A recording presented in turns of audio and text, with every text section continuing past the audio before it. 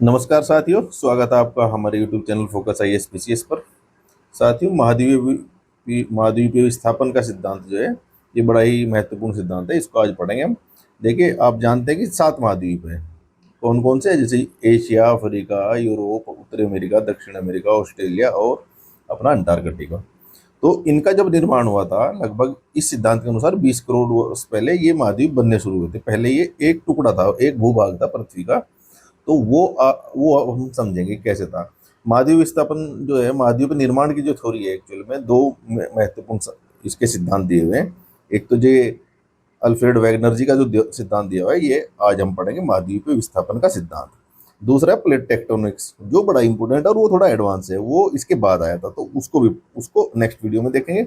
लेकिन इन दोनों के अंतर के बीच अंतर कभी कभी पूछते हैं, तो आपको ये दोनों पता होने चाहिए। दोनों ही मोस्ट इंपोर्टेंट है, मेंस में दोनों के ऊपर क्वेश्चन बन चुका है। तो आप दोनों सिद्धांत पढ़ेंगे आज हम, बड़े इंटरेस्टिंग वे में आपको समझाएंगे कि महाद्वीप विस्थापन सिद्धांत क्या है और इसके पक्ष में जो तर्क दिए गए हैं उनका विश्लेषण हम करेंगे। ये क्वेश्चन यूपीएससी का पीवाईक्यू भी है और यूपीएससी भी इसको पूछ सकता है। तो ये देखते हैं हम ना, पहले क्या था, इसको समझ लेते हैं। इसका अपना पूरा उत्तर का स्ट्रक्चर हम बता देंगे आपको भी। पहले थोड़ा सा समझ लेते क्या था कि पहले ना एक ही, जैसे अभी आप देखते हैं कि 7 अलग अलग महाद्वीप हो गए है ना। ये उत्तरी अमेरिका हो गया, ये दक्षिण अमेरिका हो गया, ये अफ्रीका हो गया, ये ऑस्ट्रेलिया, इधर एशिया है ना, और यूरोप मिले हुए हैं लगभग, और ये अंटार्कटिका। तो ये पहले ना एक ही भूभाग था। ये इस प्रकार से एक भूभाग था। इसको बोलते थे पेंजिया पूरे को, इसको। और जो इसके चारों तरफ जो महासागर था, जो एक पानी का जो हिस्सा था, उसको बोलते पेंथेलाजा।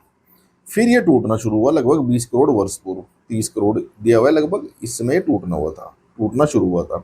तो जो पहले ये दो भागों में टूटा, ऊपर का भाग जो था, ये जिसे हिंदी में अंगारा लैंड बोलते हैं या लोरेशिया, और नीचे का जो है गोंडवाना लैंड बोलते हैं।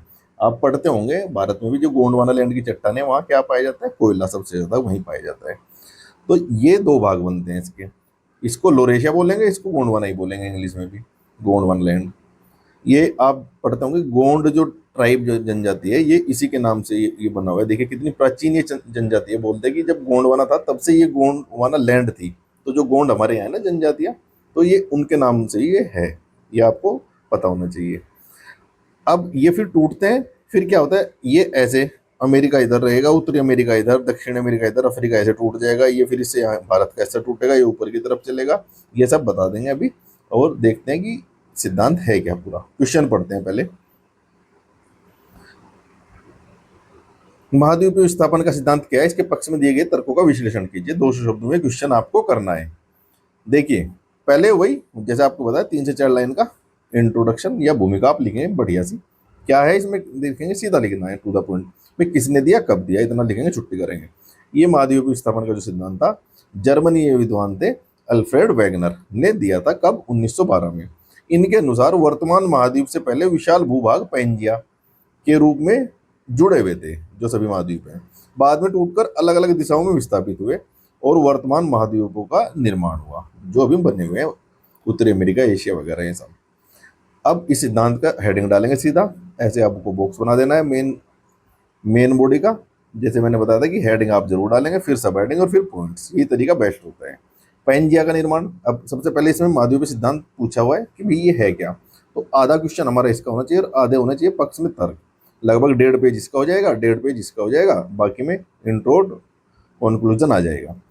तो पहले बताएंगे, क्योंकि पूछा है अलग से तो बताएंगे, नहीं पूछता तो थोड़ा छोटा सा लिखते, 3-4 पॉइंट और आगे चलते। अब हमें प्रॉपर बताना पड़ेगा कि महाद्वीपीय विस्थापन सिद्धांत है क्या, इसकी रचना हुई कैसे। तो पेंजिया बताएंगे पहले, कि पेंजिया की उदाहरण क्या आती है, जो बताया अभी कि पहले एक ही भूभाग था, उसका नाम पेंजिया था। फिर बताएंगे पेंथेलासस के चारों तरफ था, ये बता दी 2 पॉइंट। ऐसे ही आप लिखेंगे। फिर लिखेंगे आप कि पेंजिया जो है 2 भागों में विभाजित हुआ। कौन सा? लोरेशिया और गोंडवाना लैंड। उत्तरी भाग लोरेशिया, दक्षिणी भाग गोंडवाना लैंड। मेंस में देखिए ना, समझाने के लिए ठीक है हम 15-20 मिनट का वीडियो बनाते हैं, क्योंकि आपको समझ आ जाएगा। लेकिन मेंस में तो आपको 15-20 मिनट मिलेगी नहीं, वहाँ मिलेंगे मैक्सिमम 11 मिनट आपको, 200 शब्दों के लिए या 250 शब्दों के लिए, अगर यूपीएससी में आता है। और यूपीपीसीएस में अगर ये 8 अंक में पूछता है तो 125 शब्द, उसके लिए आपको मिलेंगे मुश्किल से 7 मिनट। तो वो आपको ऐसे शॉर्ट में लिखना है। तो ये मॉडल उत्तर ऐसे शॉर्ट में बनाया गया है। सीधा लिखना कि पेंजिया 2 भागों में विभाजित हुआ, लोरेशिया उत्तरी भाग, गोंडवाना लैंड दक्षिणी भाग। ऐसे नहीं लिखोगे आप कि ऊपरी भाग टूट कर ऊपर की ओर बढ़ा उसका नाम लोरेशिया रखा, दक्षिणी भाग नीचे की ओर बढ़ा उसका नाम गोंडवानालैंड रखा गया। इतने बड़े स्टेटमेंट नहीं लिखने हैं, सीधा टू द पॉइंट ऐसे लिख देना है, दैट्स इट। आगे बढ़ेंगे फिर। अब महाद्वीपीय विस्थापन का जो सिद्धांत है उसके आधार क्या है, जो महाद्वीपीय विस्थापन हुआ किस बेस पे हुआ, भाई कुछ तो बताएंगे ना, जो वैगनर है उन्होंने कुछ चीजें बताई आपको, तो वो आप लिखेंगे यहाँ शोर में। देखिए एक पॉइंट यहाँ लिख दिया और इसी में आपका बता दिया पूरा, क्योंकि अभी हमें फिर नेक्स्ट क्या है ना, साक्ष्य बताने उसके, उसका विश्लेषण भी करना है, तो उसमें थोड़ा ज्यादा टाइम लगेगा।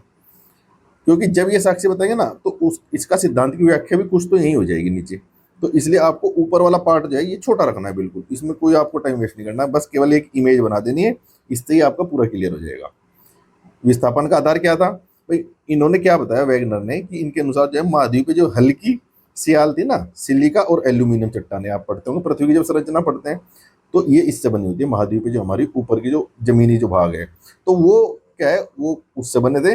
और जो सीमा, जो भारी जो सीमा है नीचे सिलिकॉन और मैग्नीशियम पर तैरते हुए खिसकते रहे, तो जो नीचे की जो हिस्सा जब भारी है ऊपर का हल्का, तो ऊपर का खिसकेगा, सीधी सी बात है, तो वो जैसे खिसका और उससे महाद्वीप अलग अलग टूट के बन गए। इसमें क्या था, इन्होंने दो दो बल बताए थे कि पोलर फ्लिंग बल और ज्वारीय बल, इनके कारण ये खिसका, क्योंकि जब कोई चीज हिलेगी उसके ऊपर आप कोई फोर्स लगाओगे, ताकत लगाओगे, तभी तो वो हिलेगी, ऐसे तो स्थिर पड़ी रहेगी जब तक किसी चीज के ऊपर कोई बल नहीं लगाएंगे। तो वो बल इन्होंने बताए, वो भी आप लिख सकते हैं यहाँ पर। अब आते हैं इनके तर्कों का विश्लेषण करेंगे कि इसके पक्ष में जो तर्क दिए एक्चुअली, तो पक्ष का ही हमें बताना है, क्योंकि ये क्वेश्चन ही पक्ष के ऊपर लिखा हुआ है।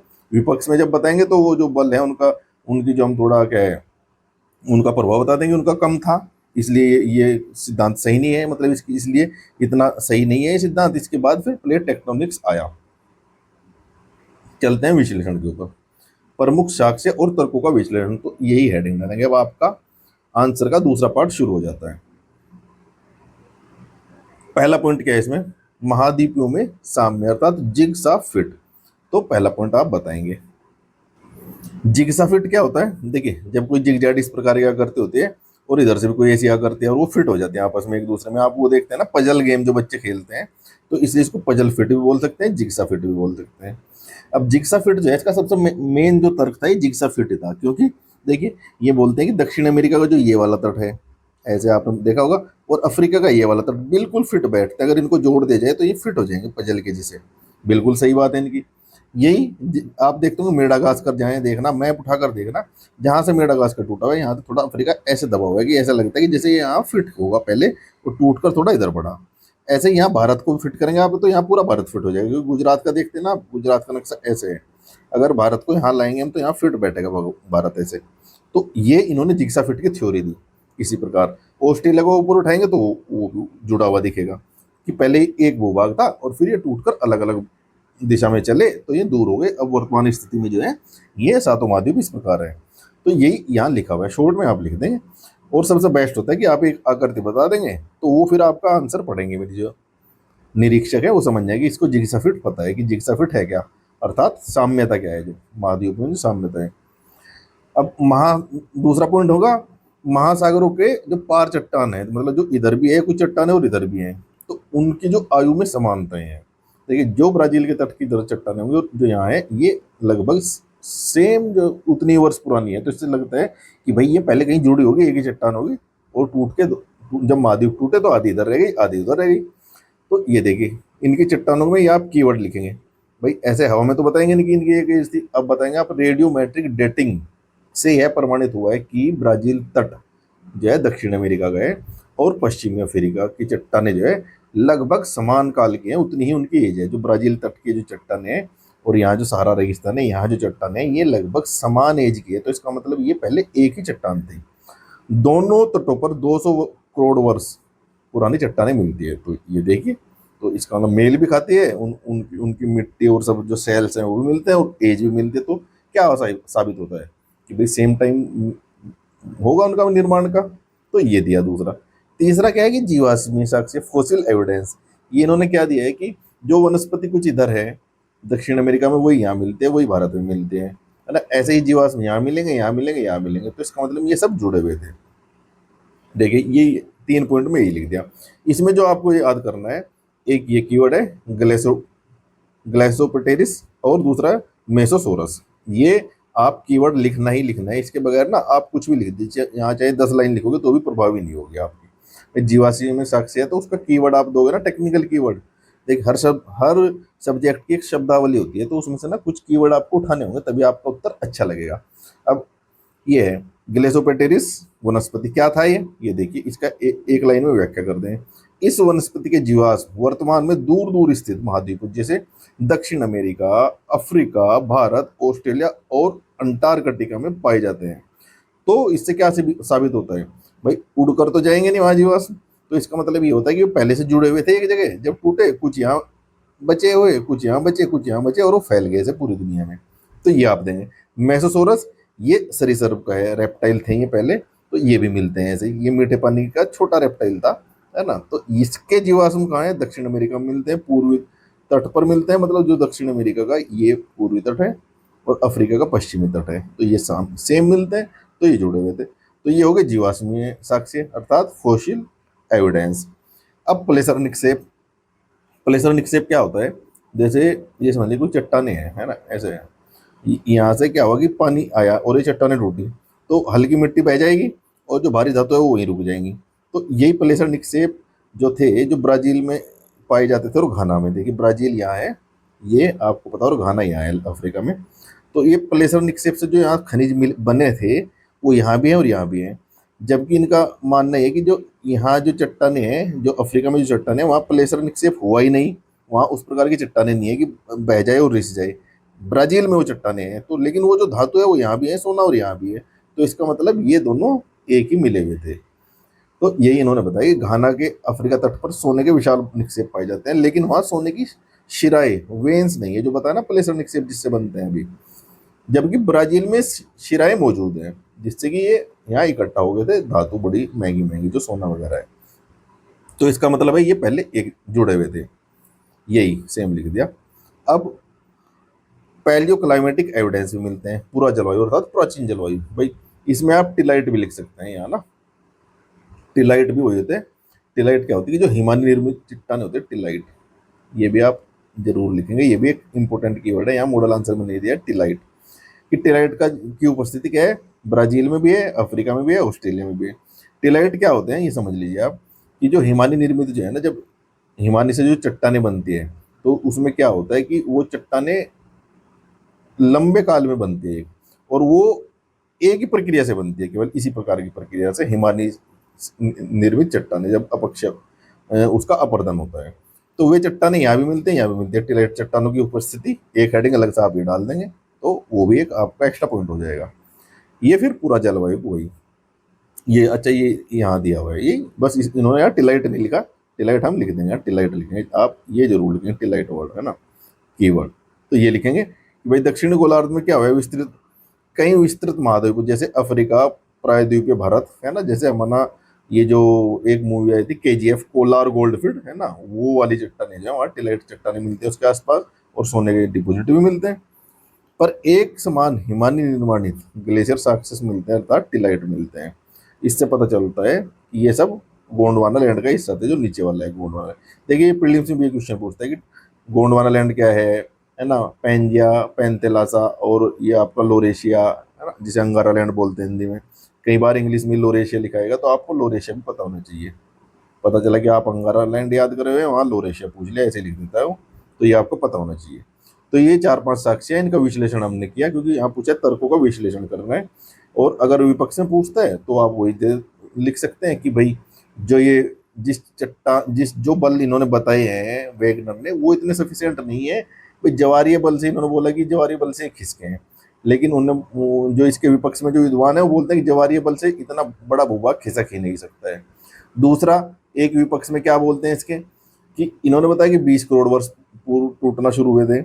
तो इसके विपक्ष में ये भी है कि भाई पृथ्वी का निर्माण काल तो उससे कहीं पुराना है, तो ये 20 करोड़ वर्ष पूर्व ही क्यों टूटने शुरू हुए, उससे पहले क्यों नहीं टूटे हैं, है ना। तो 2-3 विपक्ष में भी तर्क हैं इनके। फिर विपक्ष में इसलिए तर्क महत्वपूर्ण हो जाते हैं, क्योंकि इसके बाद आती है फिर प्लेट टेक्टोनिक्स थ्योरी।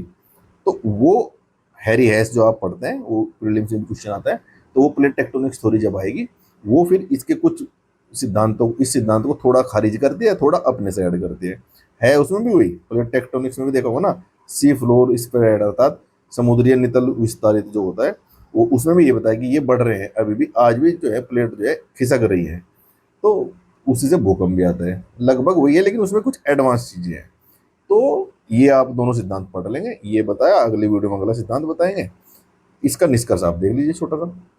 यद्यपि वैगनर ने इस सिद्धांत के बाद विकसित हुए प्लेट विवर्तनिक सिद्धांत की नींव रखी, लेकिन अपने समय में वह महाद्वीप को विस्थापित करने वाले बलों, जैसे जो मैंने अभी बताया, वो इन्होंने हमने यहाँ निष्कर्ष में लिख दिया।